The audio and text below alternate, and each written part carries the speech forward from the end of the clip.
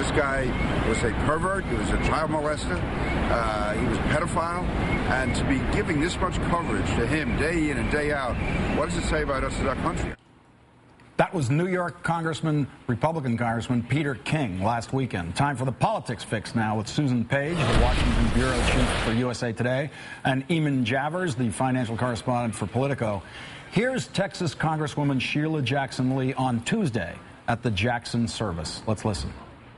We have introduced into the House of Representatives this Resolution 600 that will be debated on the floor of the House that claims Michael Jackson as an American legend and musical icon, a world humanitarian, someone who will be honored forever and forever and forever and forever and forever.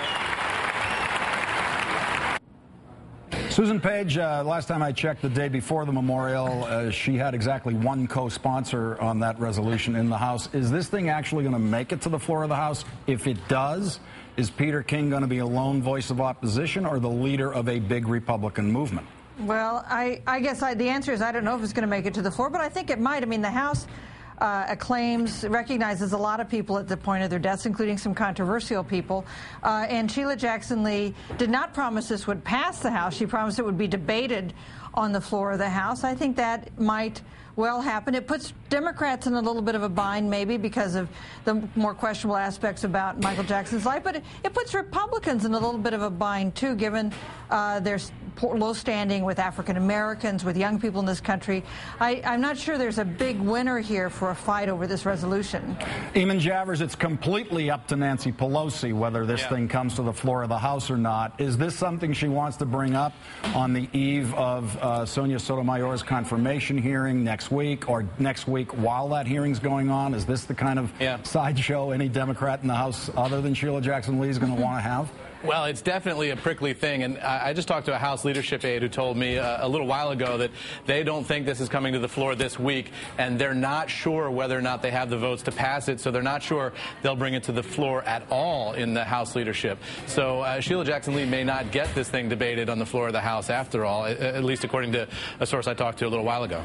All right, we'll be back with Susan Page and Eamon Javers with more in the Politics Fix. We're back with Susan Page and Eamon Javers for more of the Politics Fix. Eamon Javers, you're talking to The Hill today. How are they feeling about the numbers coming out of Ohio and with Obama's approval rating dropping dramatically? You've got big votes coming up in House and Senate committees on health care. What's their confidence in the president's ability to convince the public that this is the way to go?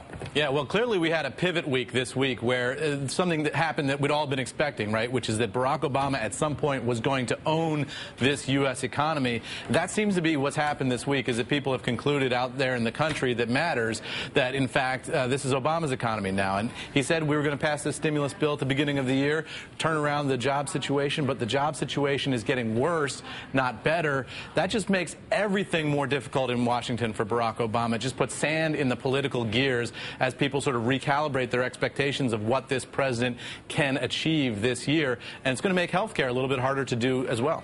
Susan Page, what do you think the reaction was in the White House today when David Axelrod got his hands on that Ohio poll? Well, we all know Ohio is the center of the political universe because that's where we fight our presidential elections. But I just caution that we have not seen this kind of decline nationwide. The Gallup poll last month had an average approval rating for Barack Obama of 61%. That's still pretty healthy. Now, I do think the time comes when people's patience on the economy wears out. They hold Barack Obama responsible, not George W. Bush. I don't think we're quite there yet. And in fact, I think that's why the White House is so determined to push health care through in July and August on the theory that the president's approval rating is never going to be better than it is now. But, Susan, as you know, when the White House is pushing for those tough votes in swing districts, you know, one of the implicit promises is I'll be there to help you in your re-election campaign if this is a tough vote for you. As people are looking at these polls in places like Ohio, they've got to be wondering how much political backing and benefit they can get by lining up with the president on his agenda. And it's clear these health care votes are going to be very tough.